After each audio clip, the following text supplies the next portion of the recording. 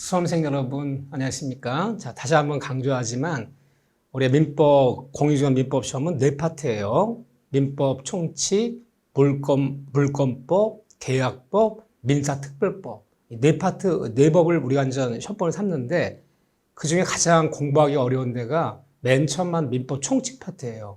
물론 시험은 10문제 나오지만 총칙은 우리 실생활에 쓰고 있는 여러 가지를 구체적으로 배우는 것이 아니라 법의 용어의 그 정의, 용어의 개념을 배우는 거예요.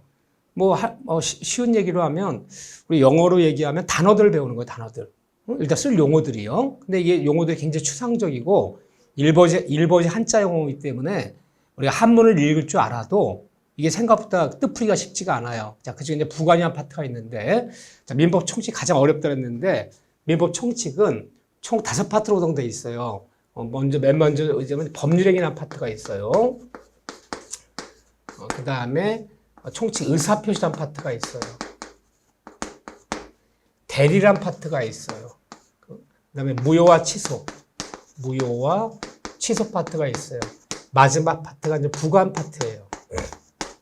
5파트인데 출제 비중은 비슷해요. 법률행위 2문제, 의사표시 2문제, 대리 3문제, 무효 취소 2문제, 부관 1문제 골고루 나와요. 비슷하게 출제를 하지만 실제 공부를 하다 보면 우리 걸리는 시간이라 그러죠. 내용의 난이도, 내용이 많다 그러죠. 이게 좀 달라요. 출제도 좀 비슷하지만 예를 들면 내가 이제 등산 갔을 때 산으로 그려볼게요. 자, 요게 이제 법률행위 파트예요. 요게요. 자, 이제 의사표현 파트예요. 이 대리한 파트는 굉장히 내용이 많아요. 이렇게요. 자, 무효 취소는 또 양이 많지는 않아요. 이렇게요. 또 부관은 또 양이 또 조금이에요. 이렇게요. 양은 다 다르다. 양은 다르지만 출제는 비슷하게 나온다. 그지만 마지막 파트가 이제 부관이라는 파트인데, 부관이라는 법용어가 무슨 뜻이냐. 우리 군대 같은 데 가면요, 이 지휘관이 있어요. 뭐 사단장이 있고 연대장이 있고 대대장이 있단 말이에요. 그럼 그런 사람들 옆에 젊은 장교를 한 명 붙여줘요. 그 사람을 우리가 부관이라 불러요. 그 부관이라는 장교가 하는 역할이 뭡니까?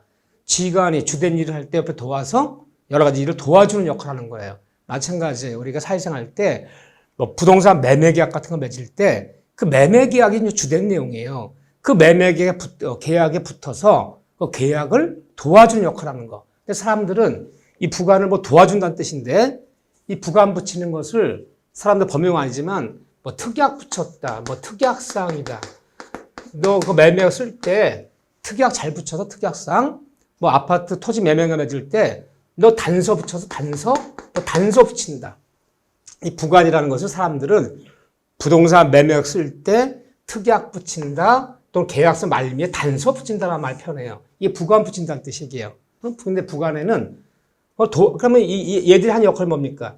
이 특약과 단서하는 역할은 그 매매 계약이 주된 계약이에요. 그 계약 옆에 붙어서 계약 내용을 도와주는 역할을 하는 거예요. 근데 우리 민법에는 뭘 도와준다는 뜻인데, 어떤 계약을 도와준다는 뜻인데, 부관 종류에는 3가지가 있어요. 거기에는 조건이라는 것이 있고, 조건을 붙였다. 기한이라는 것이 있고, 기한을 붙인다. 이 부담이라는 게 부담. 응? 자, 이 부담은 부담부 증여, 부담부 유증. 너한테 뭘 주는 거예요. 뭘 주면서 약간 반대를 붙여버리는 거예요. 이렇게요. 자, 내 전 재산은, 내가 살고 있는 아파트와 전 재산은 너에게 물려주겠다. 단 네가 어머님을 모시고 산다면. 예를 들면 어디에 있는 땅은 너에게 주겠다. 단 네가 대학을 잘 다녀서, 내 대학 안 다닌다는 거야. 네가 대학을 졸업하면 뭘 주면서 반대 의미를 약간 붙이는 걸 부담부 증여, 부담부 유증 이렇게 붙였다 그러는 거예요. 부담 붙인다 그러는 건데 이건 시험 범위가 아니에요. 시험 범위 아니기 때문에 다시 논하지 않아요. 그러니까 주로 이제 우리가 사회생활 때 부담 매매가 쓸 때 단서 붙였다, 계약서에 특약 붙였다 그러면 주로 조건 아니면 이 기한을 붙이는 거예요. 조건 기한. 그러면 말뜻을 한번 볼게요. 일단 조건이란, 기한이란 어느 법률행위 하면서, 이 법률행위란 말을 당분간 여러분들 계약이란 말로 바꿔서 해주세요. 법률행위의 가장 대표적인 게 각종 계약 맺는 거. 매매 계약 맺건, 임대 계약 맺건, 증여 계약 맺건, 교환 계약 맺건, 각종 계약 맺는 게 법률의 가장 대표적인 사례다. 그럼 말을 바꿔볼게요. 당사자들이 어떤 계약을 맺으면서 그 계약의 효과예요. 계약의 효과에 계약의 효력이 발생할 것이냐, 계약 효력이 소멸할 것이냐, 발생 소멸을 장래 어떤 사실에 의존시키는 거예요. 한마디로 얘기하면. 어떤 계약서를 쓰면서 이러이러한 일이 발생하면 이 계약은 없었던 일로 하자. 이러이러한 일이 발생하면 이 계약은 그때부터 효력이 있기로 하자. 이게 이제 조건기한 붙이다 그러는 거예요. 이렇게요. 그래서 조건기한 기한이란 어떤 범위를 하면서 계약의 효력의 발생, 효력 소멸을 장래 사실. 이게 중요한 얘기예요. 조건기한은 오지 않은 장래를 붙여야 돼요. 장래 사실. 자, 보세요. 이게 이제 붙이는 거예요. 너에게 이 집을 주겠다. 이 집을 증여하겠다. 이 집을 주겠다. 그럼 아무것도 안 붙은 거예요. 단 내일 비가 오면 이 집 주고 비 안 오면 안 주겠다. 이렇게요. 그러면 뭘 붙인 거잖아요. 그러니까 비가 올 건지 안 올 건지 장래일이잖아요. 그러니까 조건 붙였다 그러는 거예요. 너에게 이 땅을 물려주겠다. 단 내년 추석이 되면. 그러니까 지금 주는 게 아니잖아요. 내년 추석이 되면 기한을 붙였다는 거예요. 기한을 이다 보면요. 이렇게 오지 않은 장래 사실을 붙이는 거예요. 장래 사실을 붙이면서 어떤 법률행위의 계약의 효력 여부라는 게 효력이 발생할 것이냐, 그 계약 효력이 발생할 것이냐, 계약 효력이 소멸할 것이냐를 이 장래 사실에 의존시키는 것을 우리가 부관을 붙였다, 조건을 붙였다, 기한을 붙였다는 거예요. 그러니까 장래 사실은 장래 사실인데, 자, 용어 나눠져요. 오지 않은 장래를 붙여야지만 이게 조건이다, 기한이다 부르는 거, 부관이다 부르는 거예요. 이미 지나간 과거에, 그럼 뒤집어 얘기하면요. 이미 지나간 과거의 사실이에요. 이미 이루어진 사실을 붙이는 것은 조건도 기한도 될 수가 없어요. 또 현재 사실, 현재 사실을 붙이는 것도 조건이 기한이 될 수가 없어요. 지금 창밖에 비가 내리면 내 1,000만 원 줄게. 지금 창문이 보여요. 그럼 이거는 비가 안 오면 안 준다는 얘기, 비가 오면 준다는 얘기지 뻔한 얘기잖아요. 그냥 아무 뭐 없이 그냥 주겠다 안 주겠다는 얘기 똑같은 거예요. 항상 우리가 이제 민법을 배울 때 조건이란 기한이란 이 부관이란 오지 않은 장래를 붙여야지. 이미 지나간 과거의 사실을 붙이거나 현재 걸 붙이는 것도 조건이 될 수가 없어요. 장래 사실 가지고 그 계약의 효력의 발생 소멸을 좌우시키는 건데, 이 장래 사실인데 잘 봐보세요. 용어 나눠지는 거예요. 이 장래 사실인데 거기 조건을 붙이는 경우가 있고, 이게 조건이라고 하고 기한이라는 것이 나눠져 이렇게요. 근데 조건은 장래 사실인데 이루어질지 이루어지지 않을지가 불확실한 사실. 한마디로 불확실한 사실을 붙여버리면 조건 붙였다는 거예요. 이 불확실한 사실이라는 얘기는 50대 50이라는 거야. 이루어질 수도 있고 이루어지지 않을 수도 있고 반반이라는 거예요. 내일 비가 오면 비가 올 수도 있고 안 올 수도 있잖아 이렇게요. 자, 중개사 공부 열심히 해요. 네가 올해 35에 올해 중개시험에 합격하면 그때 내 1,000만 원 줄게. 그냥 1,000만 원 줄게 그러면 아무것도 안 붙인 건데, 네가 35에 중개시험에 합격하면 시험은 붙을 수 떨어질 수 있는 거잖아요. 그럼 조건부로 준다는 거예요. 반반. 불확실한 사실 붙이는 거예요. 반반. 그럼 조건이 되는 거거든요. 조건부 증여다라 부르는 거예요. 기한은 장래 사실인데 장래 기다리면 반드시 이루어져요. 반드시. 확실한 사실 100% 이루어져요. 기다리면 100% 이루어져요. 100%. 그러면 기한을 붙였다 그러는 거예요. 자, 보세요. 올 크리스마스 날, 내년 추석 날 너에게 이 집을 물려주겠다. 그럼 달력표 보면 크리스마스 와야 안 와? 100% 오죠. 기다리면. 내년 추석 와야 안 와? 100% 오죠. 그러면 기한부로 증여하겠다는 거예요. 자, 보세요. 내가 죽으면 전 재산은 둘째 아들 너에게 물려주겠다. 자, 말하는 사람은 그냥 너에게 물려주겠다는 아무것도 안 붙인 건데, 내가 죽으면. 사람 죽어야 안 죽어요? 언젠간 죽어요. 그럼 이 기한부로 주겠다는 거예요. 기한부로. 같은 말 하더라도 내가 3년 내에 죽으면, 3년 내에 내가 사망하면 전 재산 너에게 물려주겠다. 자, 말하는 사람이 3년 내에 죽어야 안 죽어? 죽을 수도 있고 안 죽을 수도 있잖아요. 그럼 그 조건부로 증여하는 거니까요. 그냥 내가 죽으면. 그럼 언젠가 기다리면 죽죠. 내가 3년 내에 죽으면. 그건 죽을 수가 안 죽을 수 있잖아요. 그건 조건. 내가 언젠가 죽으면. 그건 기한이 되는 거예요. 이렇게요. 자, 이렇게 구분하거든. 장래 사실 확실한 거 100% 이루어지는 거 붙여버리면 기한을 붙였다. 장래 기다려도 반반이라면 조건을 붙였다라는 거예요. 이렇게요. 조건, 기한. 그런데 이제 많이 쓸 용어들이에요. 자, 조건에는 장래 이제 불확실한 거 반반인데 앞으로 많이 쓸 용어가 뭐냐? 용어들 중에서 조건에는 이 정지 조건이에요. 정지 조건.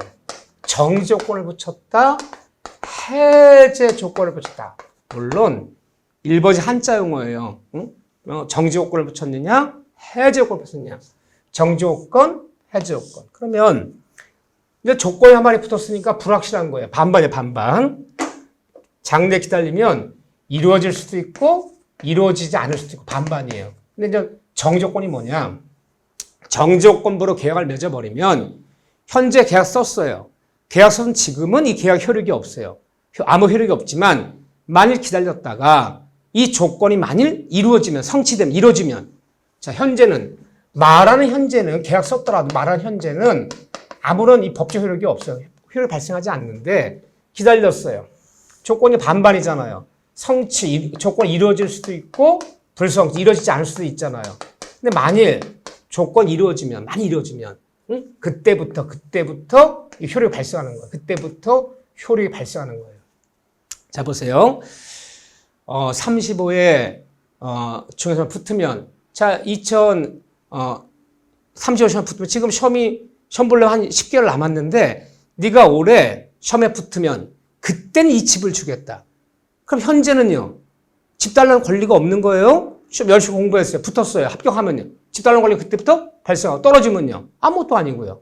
정지 요건이란 현재는 아무런 법적 효력이 없지만 기다렸는데 만일 조건이 이루어지면 그때부터 이루어진 그날부터 뭔가 권리가 발생하고 어떤 효력이 발생하는 것이 바로 정지 요건이에요. 그러면 너가 올 시험에 붙으면 중간시험에 붙으면 집을 주겠다면 정지 요건부로 집을 증여하겠다고 얘기하는 거예요.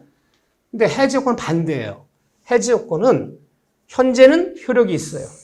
현재 효력이 있어요. 근데 기다렸어요. 기다렸는데 만일 어떤 일이 이루어지면 조건이니까 이루어질 수도 있고 이루어지지 않을 수도 있는데 만일 이루어지면 그때부터 어떤 권리가 소멸해요. 법적으로 소멸하는 거야. 그럼 정지 요건이란 조건이 이루어진 그날부터 권리가 발생하고 어떤 계약의 효력이 발생하면 정지 요건부 계약.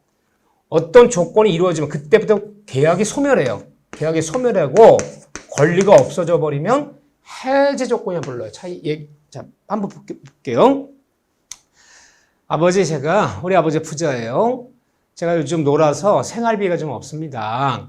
당분간 좀 생활비 좀 대주세요. 제가 요즘 중개사 공부하는데 열심히 공부해서 자격증 따면 얼른 개업 같은 거 해서 돈 갚겠습니다. 응? 생활비 좀 보태요. 한 200만 원씩 보내주세요. 좋다. 주겠다. 오늘부터 보내주겠다. 내가 보내주는데 잘 들어라. 너 시험 언제 봐? 지금 1월 달인데 시험 10월 넷째 주 토요일 날 봅니다. 자, 지금 1월 달이에요. 네가 많이 시험에 떨어지면 10월 달 떨어지면 그때부터 생활비 지급을 중단하겠다. 붙으면 계속 주고요. 그럼 현재는 받는 거 안 받는 거예요? 받는 거예요. 시험 봤어요. 불합격했어요. 물론 합격할 수도 있고 불합격, 반반이죠. 불합격했어요. 그럼 그때부터는 생활비 지급이 어떻게 되는 거예요? 중단되는 거죠. 소멸되는 거죠. 그럼 해제 조건부로 생활비를 주겠다는 거예요. 자, 정리합시다. 조건이란 오지 않은 장래 사실인데 장래 기다렸을 때 반반이다. 불확실해. 이루어질 수도 있고 이루어지지 않을 수도 있는데 만약 조건이 이루어지면 조건이 이루어진 그날부터 권리가 발생하고 조건이 이루어진 그날부터 어떤 효력이 발생해요. 그러면 정지 요건을 붙였다 얘기하는 거고 현재는 효력이 있고 현재 생활비 준단 말이에요. 권리가 있어. 효력이 발생하지만 만일 그러한 일이 발생하면 그런 일이 이루어지면 그때부터 권리가 소멸하고 권리가 소멸해버려요. 생활비 지급이 중단되는 거야. 그러면 해제 조건부로 생활비를 준다는 거예요. 조건이 이루어진 그날부터 권리가 소멸하면 무슨 조건? 해제 조건.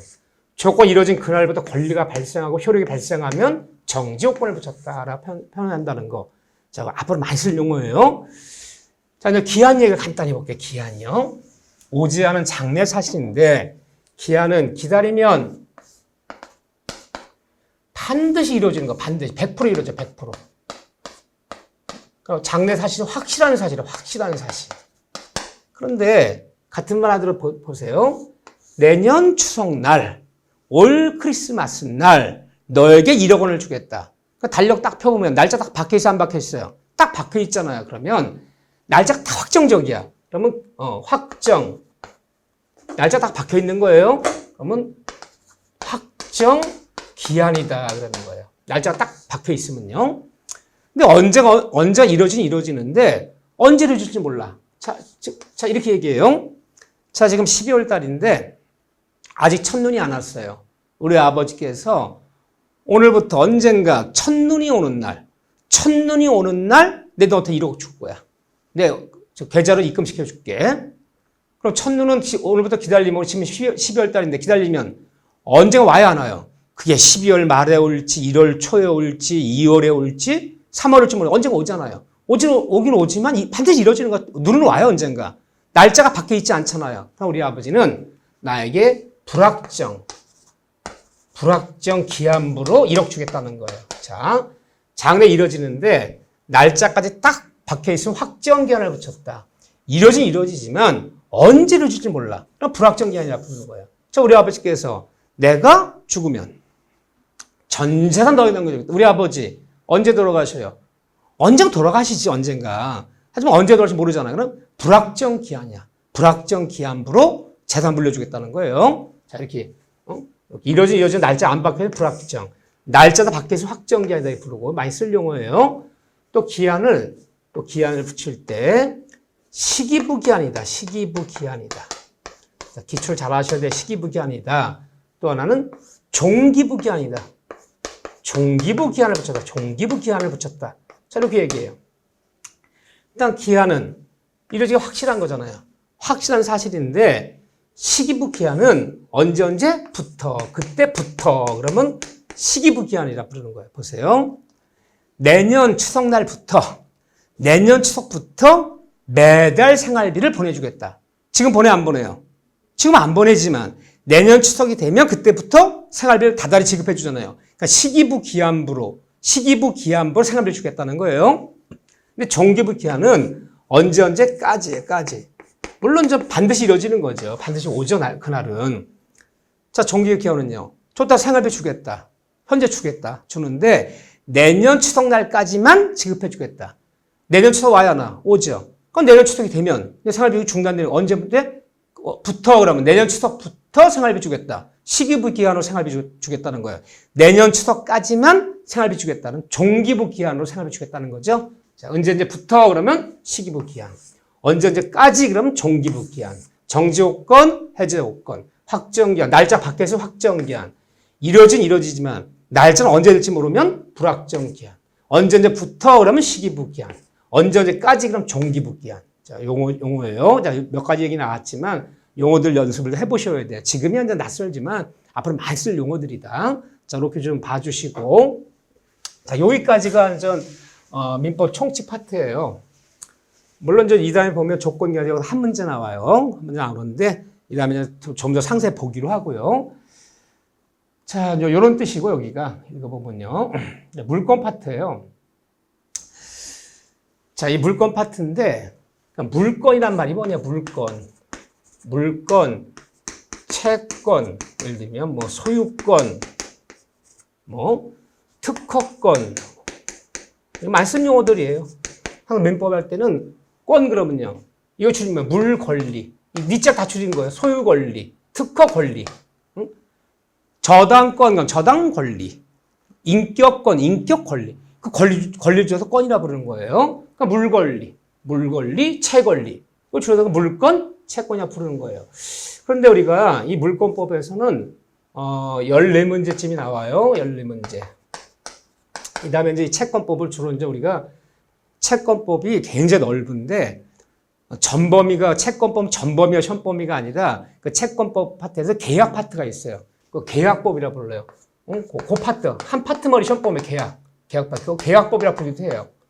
여기서 10문제 나오는데, 자, 여기 보면 물건, 채권, 마실 용어들이겠죠. 그 용어들을 비교할 줄 알아야 되는 거. 요거 굉장히 여기서 우리가 많은 용어를 여기서 연습하자는 거 제가요. 그러면 한번 해볼게요. 보통 우리 민법이 어떤 법입니까? 그러면 쉽게 얘기하면 민법은 사람들의 재산관계와 이 가족관계를 규율하는 법이다. 그럼 무난한 정의예요. 민법은 법은 우리 개인과 개인 간에 이렇게 얘기하면 됐죠. 사인과 사인 간에. 공인이 아니야. 그건 공인을 다루면 그건 공법이 되는 거고. 사사로운 사람들, 사인과 사인 간의 재산관계와 가족관계를 다루는 법이 바로 규율한 법이 우리가 민법이다 정하면 되는데, 우리 가족관계는 여기 다시 들어가면 이 대법원에 가면 대법전이라는 법전이 있어요. 그건 가족법 파트는 다시 나눠줘요. 여기 친족 파트라는 파트가 있고 상속 파트로 나눠져요. 여기는요. 그래서 우리가 그냥 줄여서 친족법, 상속법이라 부르기도 하는데, 여기 시험법이 아니니까 논할 필요 없고요. 시험법이 아니에요. 우리 중개시험에서. 이 재산관계가 시험법인데, 그러면 이 사람의 재산이라 불러요. 재산이라 부르는데, 이 재산이라 부르기도 하고 그냥 법적 좋아요. 재산법이라 부르기도 하는데, 사람의 재산을 크게 두 가지로 한번 분리해보자. 두 가지로. 재산을 2대 구분이라 그래요. 크게 두 가지로 구분해보자. 물론 우리가 사회생활할 때 꼭 재산이라는 것이 이 두 가지로만 분류되는 건 아니에요. 여러 가지 분류 방식이 있을 수 있어요. 사람을 한번 분류해보자라면요. 뭐 대표적으로 분류하는 방식이 남자, 여자. 이게 대표적으로 이렇게만 분류하는 건 아니잖아요. 뭐 연령별로 분류하면 유아, 소년, 청년, 노년, 장년. 이렇게 분류할 수도 있고, 혈액형을 분류하면 A형, AB형, B형, O형 이렇게 분류할 수도 있고, 인종별로 분류하면 백인종, 흑인종, 많은 분류 방식이 있잖아요. 마찬가지 재산도 많은 분류 방식이 있는데, 가장 대표적인 분류 방식은 이렇게 구분한다는 거예요. 사람의 재산이다 그러면, 가장 대표적인 구분 방식이 물건이라는 재산과 물권이라는 재산과 채권. 이렇게 분류하는 것이 가장 일반적인 대표적인 분류 방식이다. 그러면 물권이라는 재산은 어떤 재산이냐? 물권은요, 아주 쉽게 생각하면요, 사람이 주로 100%는 아니에요. 주로 물건에 갖는 재산이에요. 사람과 물건과의 관계예요. 사람이 주로 물건에 갖는 재산을 물건이라 불러요. 물건. 근데 이제 배워보면 이 물건을 그냥 또리 분류해요. 물건을 동산이다. 동산과 이 부동산으로 또 분류를 하는 게 대표적인 분류 방식이에요. 그럼 말을 정리해 볼게요. 물건이란 재산은 사람이 동산, 부동산에 갖고 있는 재산적 권리를 물권이라 부르는 거예요.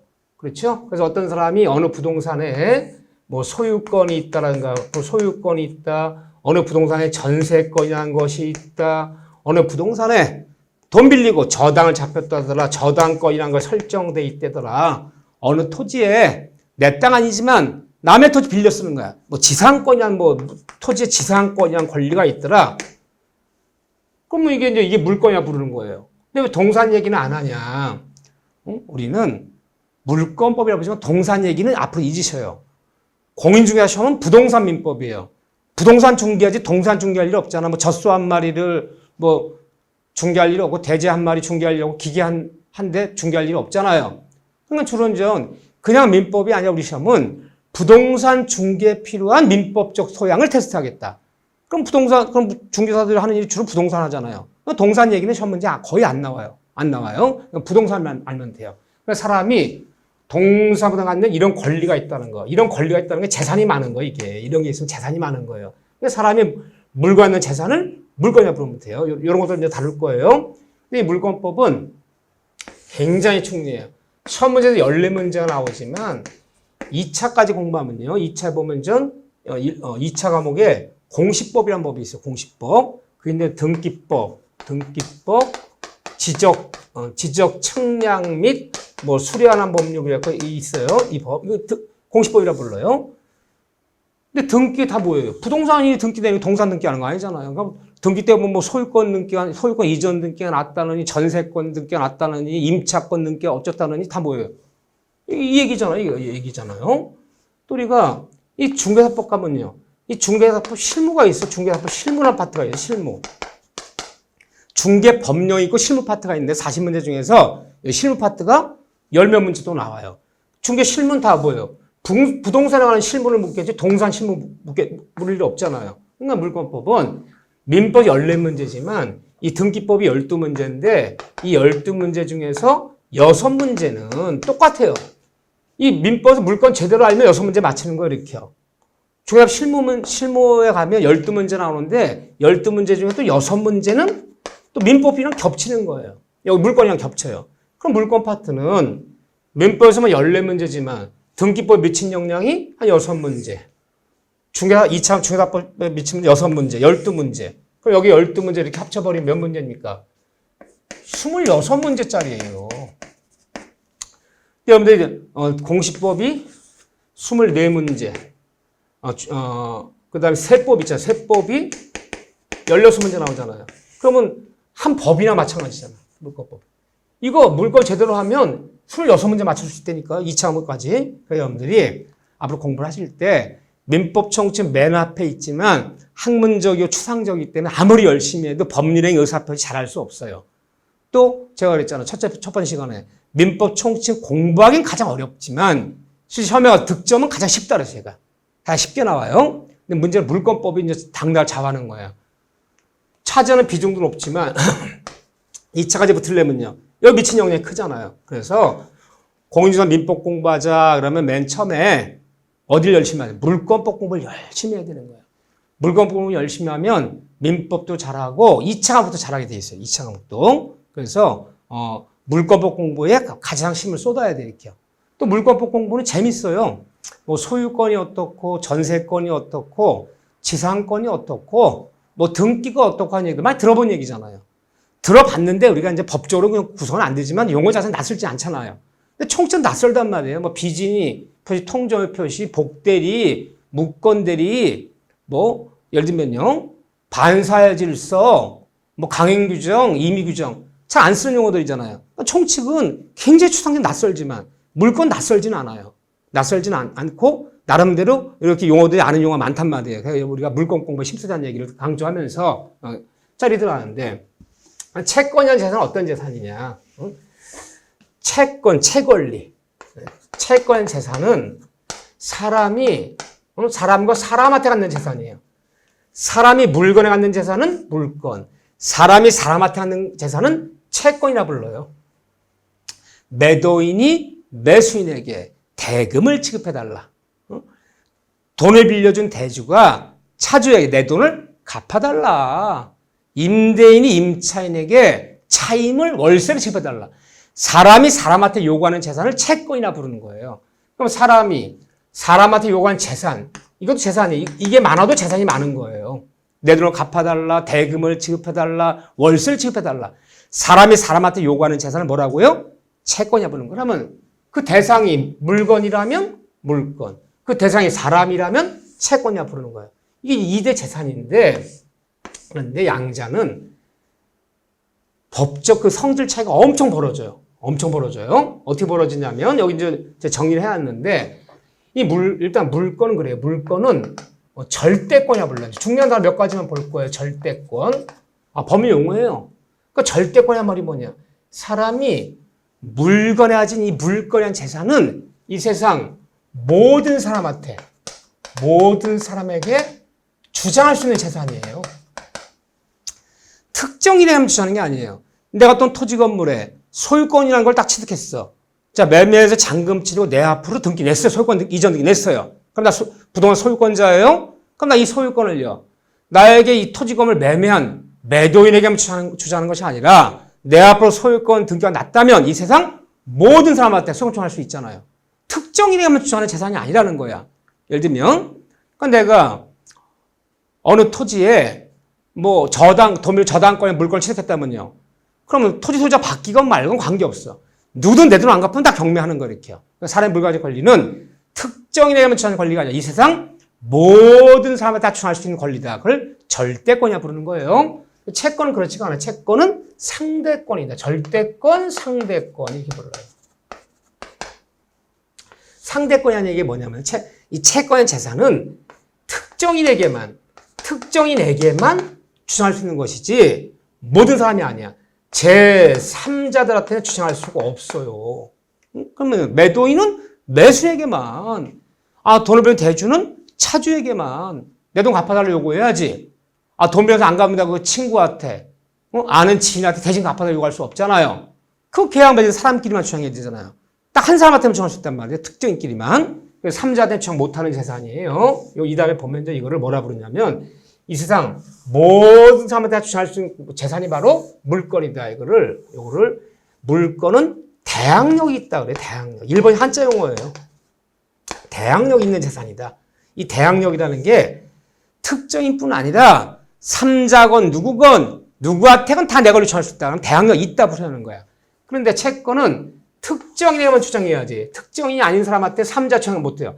이 3자 주장 못하는 것을 채권은 대항력이 없다 그래요. 니네 둘끼리만 주장해. 대항력이 없다. 3자들한테 주장할 수 있으면, 제3자들에게도 주장할 수 있으면 대항력이 있다. 물건은 대항력이 있는 재산이다. 채권은 둘끼리만 주장해야지. 제3자한테는 주장할 수 없다. 그걸 대항력이 없다라는 거예요. 채권은 대항력이 없다. 여기 많이 써 절대권, 상대권. 자, 그런 다음에 또 어떻게 부르냐면요. 이 물건은 지배권이다 그래. 지배권. 물건은 지배권이다. 절대권, 지배권. 채권은 청구권이다 그래. 청에서 구하는 재산이다. 청에서 구하는 재산이다. 채권은 청구권이다. 응? 특정 청에서 구하는 재산이다. 이 지배권이란 말이 뭐냐면요. 내가 어떤 부동산에 뭐 소유권이건 뭐 부동산 저당권이건 전세권이건 이런 물건 취득하면 내 스스로 타인의 남의 남, 이 물건은 타인인데 한자 쓰게 타인의 도움이 필요 없어요. 누가 도와줘야지 만족한 재산이 아니에요. 내 스스로 만족할 수 있어요. 내가 토지건 소유권이라는 물건을 취득하면 이 토지는 나만이 사용하고 나만이 수익하고 나만이 처분해 내 스스로 만족하면 되는 것이지. 내가 이 부동산의 소유권자인데 내가 이 소유권을 만족하려면 당신이 도와줘야 됩니다. 도와주세요. 누가 청할 필요 없어요. 내 스스로 만족할 수 있어요. 어느 물건을 직접 지배해서 사용하고 수익하고 처분해 내 스스로 만족한 재산이지 누가 도와줘야지 만족한 재산이 아니다. 타인의 도움을 필요로 하지 않는다. 그걸 지배권이라고 부르는 거예요. 내 스스로 만족한 재산이라는 거야. 근데 채권은 내 스스로 만족이 안 돼요. 타인의 도움을 필요로 해요. 누가 도와줘야지만 만족해요. 내 스스로 만족 못하는 재산이에요. 그럼 아무리 빌려준 돈이 많으면 뭐합니까? 응? 대주가 내 돈을 갚아달라 청구해서 갚아줘야지 만족하는 거고, 아무리 매매 계약을 되면 뭐합니까? 매수인이 쫓아가서 대금을 지급해달라 청구해서 대금이 입금돼야지 만족하는 거지. 내가 아무리 채권이 많아도 채무자라 불러요. 그 사람은 채무자가 이행하지 않으면 계약을 이행하지 않으면 만족하지 못하는 재산이야. 청에서 구하는 재산이야. 타인의 도움을 필요한다. 이 타인이 도와주는 것을 이행한다 그러는 거예요. 그렇죠? 돈을 갚아줘야 되는 거잖아. 월세 밀린 게 아무리 많으면 뭐합니까? 임대인의 차임을 지급해야지 만족하는 거잖아요. 타인의 도움을 필요한다. 그걸 청에서 구하는 재산이다. 이렇게 부르는 거예요. 이건 지배권이라고 불러, 이렇게요. 자, 그런 다음에, 여기 보면요. 이 물건은요, 이 다음 배워보면 물권리. 사람이 부동산에 가진 이 재산 물건은 우선적 권리란 말이죠. 우선적 권리다. 즉, 물건끼리는 선우가 있어요. 선우가. 순위가 있단 말이에요. 순위가 있어요. 이 물건은요, 먼저 성립한 게 우선하는 거예요. 그리고 여러분들 저당권 같은 것도 어느 등기를 떼어봤더니 1번 저당, 2번 저당, 3번 저당 있다면요. 먼저 저당 잡은 사람이 우선하잖아. 등기부에 1번은 전세권, 2번은 저당권. 누구 권리가 앞서요? 전세권자 권리가 앞서야죠. 물건 순위가 있다. 동순위가 아니에요. 물건은 어느 부동산에, 부동산 얘기만 할게요. 어느 부동산에 선호가 있기 때문에 선성립이요. 먼저 성립한 것이 우선한다. 우선적 권리가 불러요. 근데 채권은 이게 없어요. 채권의 재산은 우선적 이 권리가 없어요. 우선적 권리가 없다는 얘기는 뭐냐면요. 모든 채권자는 선호가 없어요. 네 권리가 앞서니 내 권리가 앞서니 이 선우가 없어 선우가. 그러니까 선우가 없는 게 뭐냐? 모든 채권자는 이렇게 불러. 채권자 평등한 원칙이 평등. 먼저 성립할 때 먼저 권리 주장할 수가 없어요. 모든 채권자는 평등해요. 선우가 없어요. 보세요. 자, 제가 홍남기인데 제가 초등학교 동창한테는 2년 전에 3천만 원 빌려서 금방 갚아줄게. 근데 3천 원 빚졌어요. 그럼 초등학교 동창 나에게 3천만 원 채권이 있는 거야. 갚아달라고 요구할 수 권리가 있는 거예요. 또 1년 전에 고등학교 동창한테 또 3천만 원 빌렸어요. 또 그때도 내가 3천 원 채무가 있는 거야. 6개월 전에 대학 동창한테 또 3천만 원 빌렸어요. 그러니까 초등학교 동창은 2년 전에 발생한 채권이고 고등학교 동창은 1년 전이고 대학 동창 6개월 전에 발생한 채권이에요. 자, 이번에 내가 3천만 원이 생겼어요. 개 탔어. 적금 탔어요. 누가 먼저 받을 권리가 있습니까? 선우가 없는 거죠. 아무나 먼저 받아는 사람이 임자지. 그때 이거 때문에 쌈 났어. 야, 너들 차용증 까봐. 나는 2년 전에 빌려준 돈이고, 넌 1년 전에 빌려준 돈이고, 넌 6개월 전에 빌려준 돈이니까 내가 먼저 받을 권리가 있어라고 주장할 권리 있어 없어요? 없잖아요. 아무나 받아는 사람이 임자잖아. 근데 물건은 안 그래요. 1번 저당, 2번 저당, 3번 저당이 있다면요. 이 부동산 경매당하면 경락되면서 누가 먼저 배당받아요? 순서대로 받아야지. 1번 받고 남으면 2번 받고 남으면 3번 받아야죠. 채권은 먼저 성립했다고 먼저 걸출할 수가 없어요. 모든 채권은 선우가 평등한 거예요. 아무나 받아는 사람이 임자지. 그렇죠? 채권은 선우가 없다. 우선적 권리가 없다라고 부르는 거예요. 이렇게요. 우선적 권리가 있다. 물건이나 재산은. 가만히 보면 재산은 재산인데 물건이 많아도 재산이 많은 거고 채권이 많아도 재산이 많은 건데 같은 재산이지만 어느 재산이 강력한 재산이에요? 물건 재산이 강력하죠. 채권 재산은 공허한 재산이 될 수 있는 거야. 아, 청에서 구했는데 안 갚으면 그만이고 먼저 돈 빌렸다 먼저 받을 권리도 없고 또 채권은 둘끼리만 추정해야지 얘가 안 갚는다고 해서 그 부모한테 그 형제한테 친구한테 돈 갚으라고 할 권리도 없잖아요. 그렇잖아요. 그러니까 같은 재산이 많아도 이 물건 재산이 확실한 재산이고 이게 강력한 재산이지 채권은 재산이지만 공허한 재산이 될 수도 있는 거예요. 이건요. 재산은 좀 약한 거죠. 이렇게요. 이런 용어 쓰는 거예요. 물건 우선적 권리, 채권 우선적 권리가 없다. 모든 채권은 선호가 없이 모두 평등하다. 채권자 평등주의. 그런데 이 물건이란 권리요. 이 물건 권리는 그 나라의 관습의 영향을 많이 받는다는 거예요. 관습의 영향을. 이 관습이 뭐냐면요. 이 물건이란 재산은 그 나라의 살아온 방식, 오래 살아온 방식, 습관, 관행, 관례 이런 영향을 많이 받아요. 나라마다 다 틀려니까. 예를 들면 우리가 외국 사람들이 한국에 와서 제일 당황스러운 게 전세제도예요. 전세제도. 응? 걔들은 전세제도가 없거든요. 그냥 맨날 월세 내잖아요. 이렇게요. 근데 이 전세권이나 물건은 전 세계에도 우리나라밖에 없어요. 응? 나라마다 다 틀린 거예요. 그 나라의 관행, 살아온 관습, 관행, 어떤 관례, 수백 년의 관례, 이거 영향을 많이 받는 파트예요. 자, 하나만 더 볼게요. 산소짜리를 분묘기지권이라 불러. 분묘기지권. 근데 전 세계 산소짜리 중요시 여기는 우리나라 사람들만 그래요. 아, 일본 사람들, 중국 사람들도 산소짜리에 목숨 안 걸어요. 근데 우리는 조상님 산소를 그럼 난리 나는 거예요. 이렇게 분묘기지권이다, 전세권이다. 전 세계에 우리나라밖에 없는 물건이에요. 이게 나라마다 다 틀리다는 거예요. 영향을 많이 받아요. 이게. 근데 채권은 이 관습의 영향을 받지 않아요. 전 세계가 다 보편적이에요. 보편적이고 국제적이에요. 전세가 다 똑같아요. 쉽게 해서 이 채권법이라는 말 붙여버리면요. 뭐 일본의 채권법, 독일의 채권법, 한국의 채권법 다 똑같아요. 그렇기 때문에 아프리카 가서 나이지리아 사람과 한국 사람 무역 거래 계약 맺을 수 있어 없어요? 아무 문제 없어요. 다 거래할 수 있어요. 다 똑같으니까. 그래서 이건 국제적이다. 국제적이면 보편적이지 그날의 살아온 방식이라든가 이런 영향을 받지 않는다. 이런 특징이 있다는 거. 자, 이렇게 좀 간단하지만 비교할 줄을 알아야 된다는 거 이렇게 좀 봐주시고, 자, 용어 두 가지 봤어요. 참 이런 용어를 쓰면 소리가 몇 가지 자꾸 용어를 익히자는 거예요. 자, 여기까지 하고 다음 시간 이어서 또 용어들을 설명하도록 하겠습니다. 여기까지. 자, 몇 가지 용어 지금 한번 다시 한번 이렇게 리바이브를 하면서 정지요건, 해제요건, 시기부기한, 종기부기한, 또 조건과 기한은 다르다는 거. 근데 물건과 채권 차이점. 물건은 절대권이며 지배권이며 우선적 권리고 관세 영향을 많이 받는다. 채권은 상대권이고 청에서 구하는 청구권이고 우선적 효력이 없다. 순위가 없다. 또 채권은 보편적이며 국제적이지 나라마다 전혀 특색이 없다. 다르지 않다. 이런 정도만 봐주시면 되겠습니다. 잘 정리 부탁드립니다. 자, 여러분들 수고하셨습니다.